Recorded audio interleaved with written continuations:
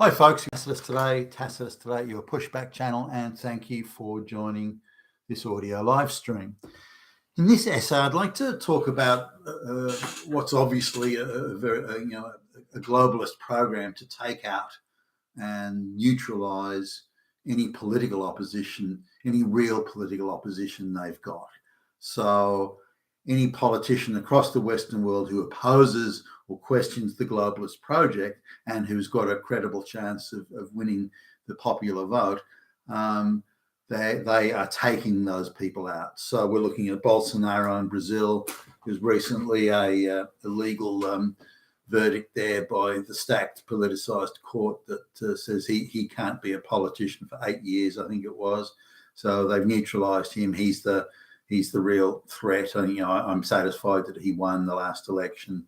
But the globalists sort of, they don't want to have to rig elections if they can avoid it. They'd rather just own and control and direct all of the candidates, which is the equivalent of rigging an election, but appears to not be so. Any candidate who wins is their little flunky, their fetch and carry little stooge, and so they don't kind of care who wins. And whoever has a better connection with the people, or better dentition, or better hairdresser can win, and they don't care because they control all of them anyway. But where they don't control the politician, and that politician could win the popular vote, then they're setting about an organised systemic program of neutralising these politicians. Look at the way they're going after Trump. If Trump wasn't likely to win, they wouldn't care. It's only because they know he can win that they have to take him out.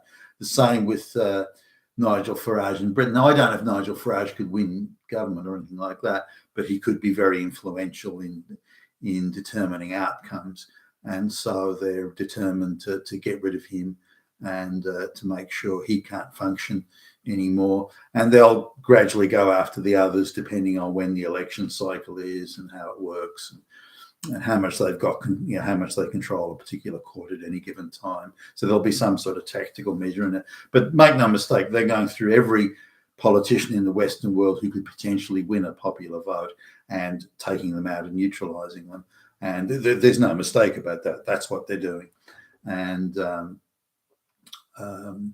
if there was just Trump alone, then I'd have thought, okay, well, it's only Trump. But because they're going after others, Bolsonaro, Nigel Farage in Britain, and it won't be long. They'll have another, like Marine Le Pen's probably an easy winner at the next presidential election, and so they have to neutralise her before that election comes along. The AfD in Germany is starting to do quite well. So they'll be looking to take out the key people in that party, and the list will go on. Now, if they can't corrupt them or buy them with waterfront mansions, then they'll try other means. Now, I just want to sort of let you know how serious, or look at how serious the globalists are. There was a European politician some years ago who was in a very influential position in the European Union infrastructure and in the various administrative bodies in Europe, and he was quite an influential player, and he wasn't that enamored with the globalist project. There were some things he was sort of prepared to concede, others that he wouldn't, and some things he wanted to negotiate on. But that's not how the globalists do business. The globalists say, let's negotiate. Let's do no. Well, we decide what's happening here. You do what the fuck we tell you to do. You are a fetch and carry flunky. We own you. Do what the fuck you're told and stop giving any back chat. So so that's how the globalists function. So here's this guy saying, hey, I'm an elected representative, and excuse me, if you want to do these things, you deal with me and we'll talk about it, or we'll discuss it, negotiate, and then no. So this is how serious they are and how coordinated they are across internationally coordinated they are. So they decided they're going to get this guy. He had to be taken out. He had to be neutralized. So, he's a bit of a womanizer, so he was leaving himself open there. But he was supposedly, I doubt the veracity of this, but he supposedly behaved inappropriately to a maid in a hotel room. And the maid was some third world, I think an illegal immigrant or something like that, didn't speak much English. And so apparently the second this happened, he jumped in a cab and went to the airport, and because of his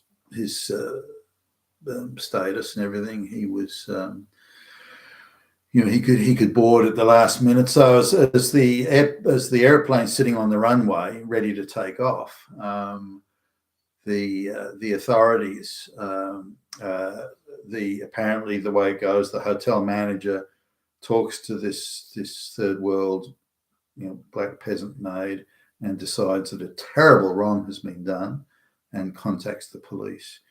Now, the speed at which the police move on nearly everything, it would have been the next day, the end of the day, the end of the week before it was act. But instead, the police were able to be out in seconds flat, and multiple officers attending. It was senior officers attending. This was like, whoa, they were onto this.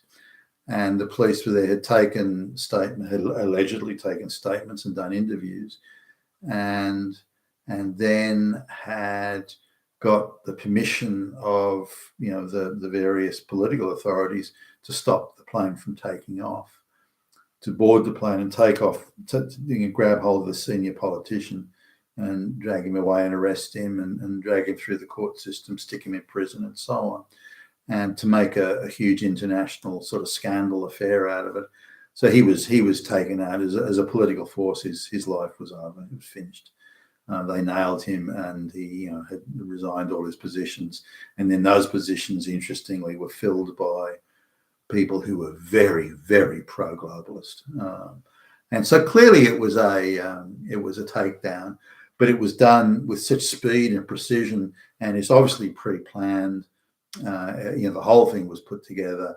They got him at a time when he had no other witness, and they could nail him.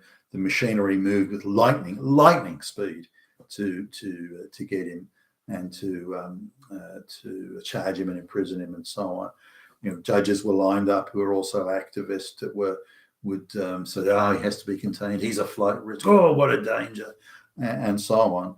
And this is the level of organisation, showing just how they can get you if they want to. Even in a security prison with guards and so on and cameras and all that sort of thing, they could get to Jeffrey Epstein and murder him. So they can get to anyone they want. They can do anything they want to you.